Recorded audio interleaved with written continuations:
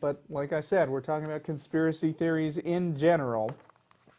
So let me talk about a few features that are kind of common to conspiracy theories in general. Number one is that you find people a lot saying that they're the skeptics.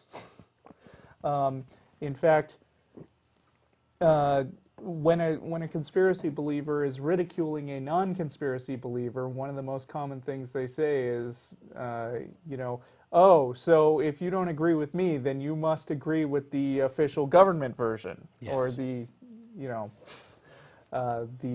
story that has been pawned off on you by the mainstream media.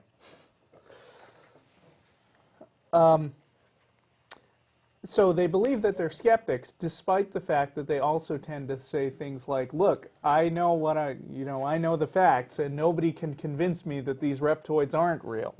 And pretty much any time you hear somebody say, "Nobody can convince me otherwise," that person is not a skeptic. I say every day, every time I'm on the show, most of the time, you can, please try to convince me of God. Given the right evidence, I will change my mind.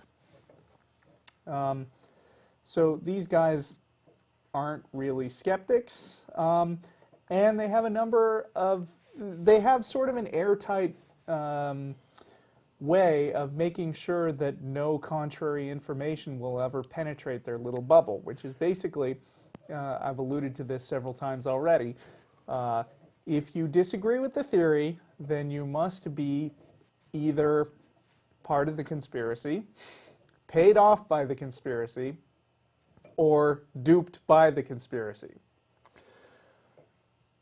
Of course, the fourth possibility would be that you're actually right, which you would think is a legitimate alternative. But when you're a believer in a conspiracy, then that's not an option. And so there's basically this way of automatically discrediting everybody who doesn't agree with the conspiracy.